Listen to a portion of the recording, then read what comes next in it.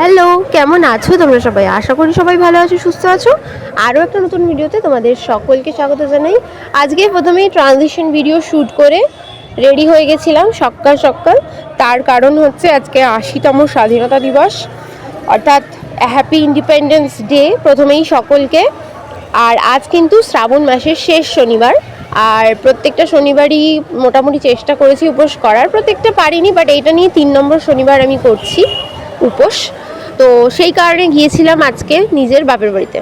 মা বাবার সাথে তো সেইভাবে সচরাচর দেখা হয় না, তাই সেই কারণে আজকে চলে গিয়েছিলাম ওখানে। আর এইখানে হচ্ছে আমি আমার হাজব্যান্ডকে বলছি যে তুমি এইভাবে ক্যামেরা করো, ওইভাবে ক্যামেরা করো, সেটা শুনে সবার রিয়াকশান দেখো। হাই বলো।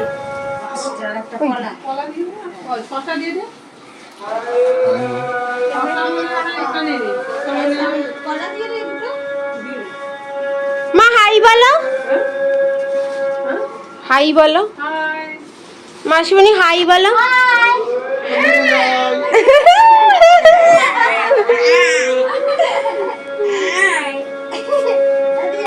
হ্যাঁ,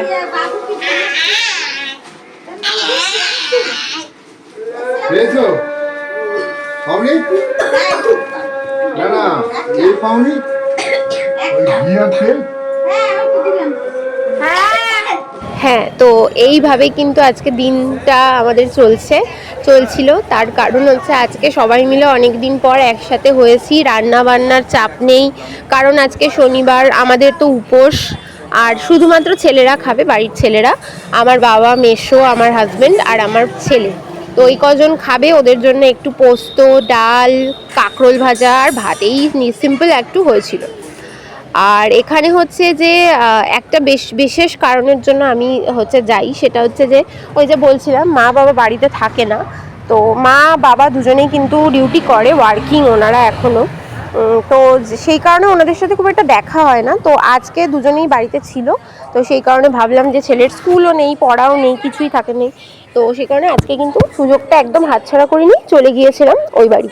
আর এখানে হচ্ছে আমার বাবা আর আমার মাসির মধ্যে কিছু একটা আংটি দেখি নিয়ে কিছু একটা সমস্যা হয়েছে।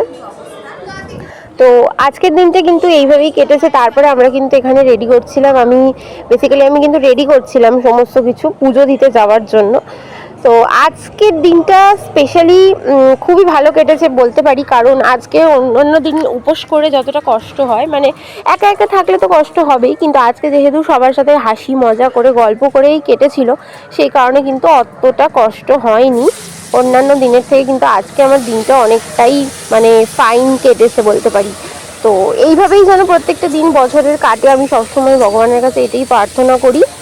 আর শেষ শনিবার শ্রাবণ মাস তো এবছরের মতো কমপ্লিট, আবার আসছে বছর আবার হবে।